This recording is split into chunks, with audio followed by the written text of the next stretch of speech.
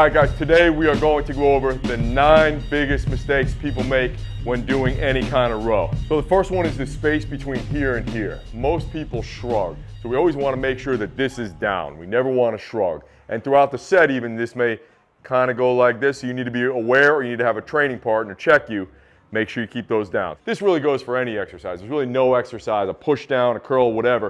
A lot of people gravitate towards doing that as a default mechanism, just because maybe that's your posture every day, right? So you need to make sure you're open and shoulders are down. Neck has a lot of space here. So that's number one. That's the most important thing. The number 2 mistake that people make when training back is they just go way too heavy. And what happens is every back workout turns into a bicep workout. So you want to make sure that you, basically anytime I work with someone brand new, I will reduce their weight on pulling exercises by anywhere between 20 and 50%, sometimes even more than that. Let's move on to number 3. The setup is all wrong. So if you've ever seen a bodybuilder do a front lat spread, we want to think about that a little bit, meaning that when you set up, you're not just here, right? So your chest is up, but you also want to think about your shoulder blades moving across your back. So a lot of people just think of like, how far can I let my arm out? And that's okay. But really what we want to think about is, how do I spread my shoulder blades? If you had x-ray vision and look through me, you see my scapula here, my shoulder blades, my back like this. We want them to spread out across my chest. So before I even start the row, I'm going to set like that. So I'm kind of like, that's why I said like a bodybuilder pose, right? Like, so I have them out and they're spread now.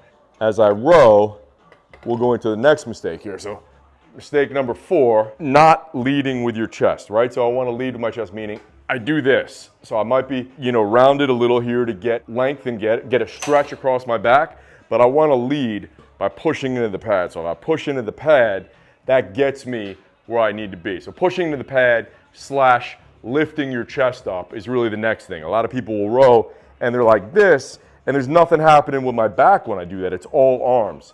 So a lot of people develop big arms from doing back, but they don't get anything out of their back because it's all arms. So I need to have this big posture. Now some guys will say, well, your lats don't do scapular retraction, meaning their function is not to pull the scapula, your shoulder blades back. I don't buy that. For 100 years, anytime you train back, this was key. You had to get the shoulder blades back and you had to get the chest up. So I would do that. And most people don't have great posture, so I'd rather not contribute to worse posture by having them internally rotated and doing this. Even if you don't have a pad, which anytime you're doing a row, having a pad is better. But if you're just doing a seated cable row, you still want to posture up, right? We still want to get this big arch here without getting an arch in your lower back. We want to lift this chest up, but your lower back stays neutral. So it's this part of your spine, which is known as your thoracic spine, lifts up and we get that chest up. So I'm just going to do a few reps with that and then we'll address the other mistakes. I'm making sure that my shoulders are not up, so they're down and depressed. Okay, so I have a lot of space between my shoulder and my neck. Neck is free, it's not tight and jammed up. Throughout, I'm going to push down. I'm pushing my arms down, I'm pushing my shoulders down.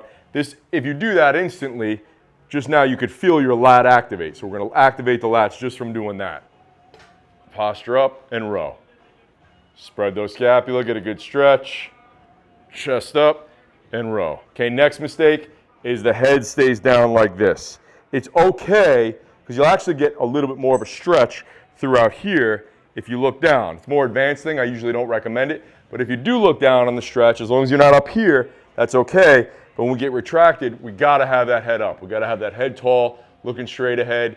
If anything, I'd over-exaggerate it going back. Sometimes if someone's not good at it, if they have forward head posture, I'll stand behind them and give them a tactile cue to push their head back like this into my hand. So make sure that head is all the way back. You don't look up, you drive it back. But if anything, I would say looking up would be better than looking down. Next mistake is over pulling. This is no good if you're doing this because it's all arms.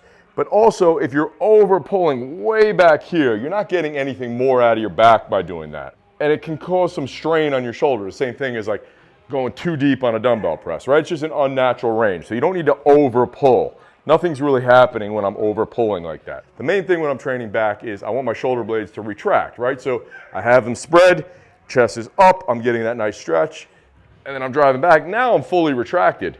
So I'm just driving my arms back a little more. I don't need to drive them way back here like this. I'm getting nothing out of it. I start to actually take tension off and it becomes a bicep exercise. So you don't want to over pull. Another mistake is not really setting your feet down and driving. You really want to drive. Same thing as if when you're doing a dumbbell press, you want to lock your feet into the floor and kind of drive yourself back. If you're on a machine, you want to drive yourself back. You want to create that stability. So you always want to, sometimes people just will have, give it no thought and their feet are kind of floating around. You really want to drive in hard so you have a lot of pressure going down into your feet.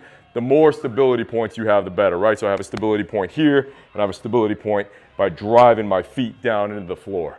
Another mistake people make is flexing your wrist. So you don't want to flex your wrist because look what that does. That just puts the tension here on my forearm. And you see a lot of people do that where they pull in like this. Sometimes they have a straight bar with a seated cable row, they'll pull in like this. Or you may be good the whole set and then towards the end when you try cheating, you start doing this. So never do that. So we keep the wrist straight, and the mistake that we want to avoid is doing like that, letting that wrist flex. The next mistake is using straps. I already talked about going too heavy. All straps are gonna do is make you go way too fucking heavy. So my advice is get them the fuck out of here.